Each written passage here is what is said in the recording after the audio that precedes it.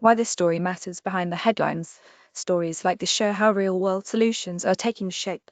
Quick summary, this story highlights recent developments related to recommend showing how constructive action can lead to meaningful results. Every year, the Yale Program on climate change communication surveys a representative sample of Americans to gauge top public worries about climate change policy and general concerns among those living in the United States. In September 2025, the program revealed a few key findings about what Americans, often across political divides, said were causing them the most amount of stress. The top three sources of worry were government corruption 54, cost of living and the economy 48, and the state of democracy in the US 44.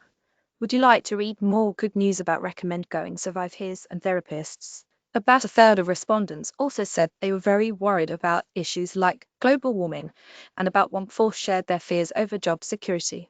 Around 40 of US adults also reported that their screen usage is higher than they would like, with 30 reporting that they were online almost constantly, according to Digital Journal. At the same time, mental and physical health care is increasingly inaccessible. According to the National Alliance on Mental Illness, nearly half of the 60 million adults and children living with mental health conditions in the US go without treatment every year, and those who do seek care must navigate a fragmented and costly system full of prohibitive obstacles. With the passage of the Senate One Big Beautiful Bill Act in the summer of 2025, these issues will be even more compounded.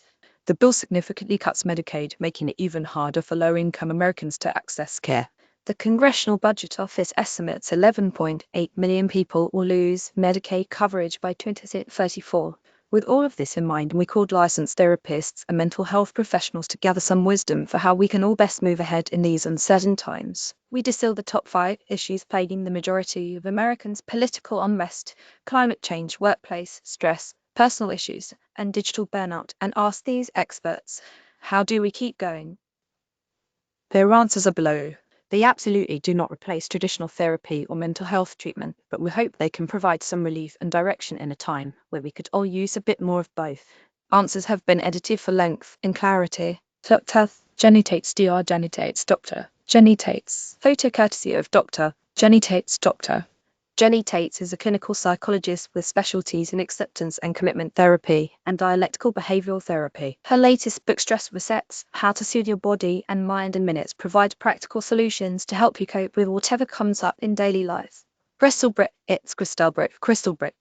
Photo by Brittany Moore. Crystal Britt is a licensed clinical social worker providing psychotherapy for neurodivergent clients and highly sensitive folks like herself.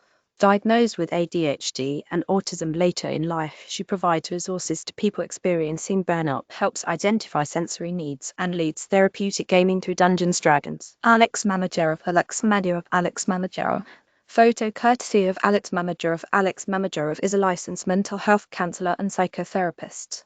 She works with clients processing all types of grief, from losing a loved one to family estrangement, as well as those navigating transitions, experiencing anxiety, and working through trauma. Her debut book, Wearing Through Grief, is on shelves now. These are the things worrying Americans most and how to cope with them. Political unrest. Jenny Tate. Let's start by validating your worry.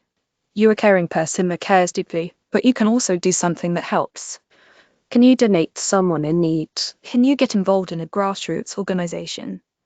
It's easy to minimize the impact of a difference, but it's not nothing. Crystal Britt. With the kind of political atmosphere we find ourselves in today, a lot of my clients frankly feel a responsibility to fix every problem or heal the whole world. A great practice in this case would be to consider your own capacities and one issue you're most passionate about, and focus time and energy there, as opposed to spiraling about every issue that is upsetting to our nervous system. Our brains are doing their job when they are triggered by something unjust or cruel, but our brains were not meant to see the volume of cruel and unjust things in the world at the rate we do. Alex Mamajerov. Political unrest is another area of American life that can make us feel powerless and even hopeless. What tends to amplify those feelings is self-isolation. For that reason, it is vital that we tap into community. By taking care to spend time with our people, we can exchange feelings and ideas, create a sense of unity, and foster hope. Climate anxiety. Jenny Tates. Climate anxiety is so understandable, and it's a sign that you care about the world, which is a beautiful thing. One of the biggest things that helps with anxiety is to be productive and do something that's actually helpful. Can you eliminate meat on Mondays? Can you use a refillable water bottle? Identify a way you can instill small, positive change rather than thinking the world is burning. Crystal Brit, specifically for neurodivergent folks, the number one thing I would recommend to confront climate anxiety is spending time in person with other people. This can even mean parallel play hangouts. They don't need to be task-oriented. Because of our individualistic society, a lot of us are dealing with all of these big, scary issues in isolation, leaving us with highly sensitive nervous systems that like to ruminate, in addition to even feeling helpless or powerless. Knowing we are together in these feelings can give us a lot of power back. Alex Mamajerov, we can cope with climate anxiety in two parts, allowing ourselves